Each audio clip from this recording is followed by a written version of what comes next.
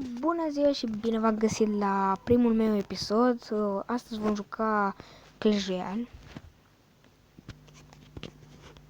Așa. După cum vedeți, am level 4 până acum, 909 de cupe și să vă arăt și cardurile. Nu pot să zic că am cine știe câte bune. Am avut foarte mare noroc să-mi pice la Training Arena într-un gest. Mi-a picat prințul cu Mini P.E.K.K.A și Baby Dragon.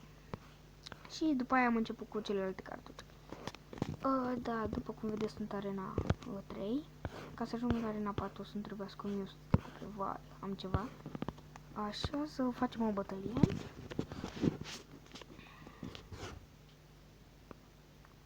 Așa, opa, joc unul de level 5.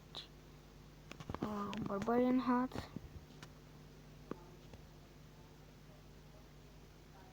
Să vedem, aoleu. Trebuie un Baby Dragon, el să pricepe la chestia asta. Și-a băgat prințul, deci are și prinț. Distrag atenția cu ăla Hat. Așa, și pun și un spawner. Bun, am distrus ce era mai neșpa. Mai distrug mușchetarul, așa. Bun, deci trebuie să am grijă că acest jucător are prințul.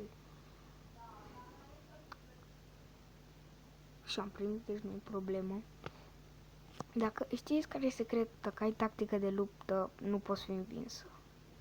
Aoleu, și-a băgat skeletonul ăla. Bag bomb tower.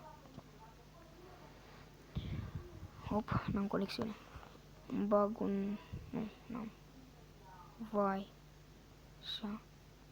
Nu cu bomberul. Îmi place bomberul, este foarte, foarte drăguț. Drăguț în sensul că... dacă îl upgradezi, merge și dă foarte mult damage când dă cu bomb. Cum ar fi, am și eu o bomber de level 5, știți? Și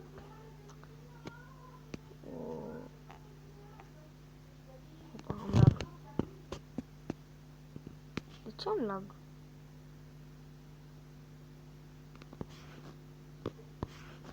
Conexiune, dă-mi conexiune. Bă, am conexiune.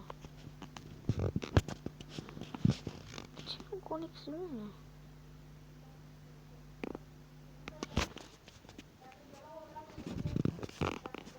De ce nu am conexiune? Nu am niciun pornit, imposibil. Ai fost? L-am activat. Da, mă rog. Aoleu. Nervează lag-ul.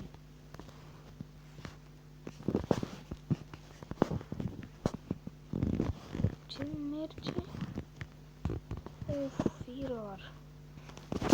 Din cauza lagului. Înțeleg de ce nu avem conexiune. Ok.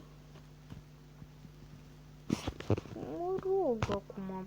Aoleu, 891 de capul și de zile. Nu știu, să facem o schimbare. Am Giant Skeleton.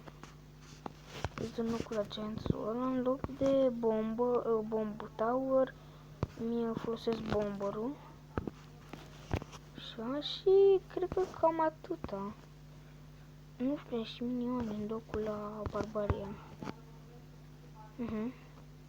Sau un Valkyrie, nu știu, minionii nu am mai folosit de mult.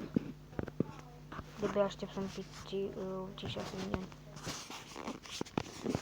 Sperăm ca de data asta să fie mai ok.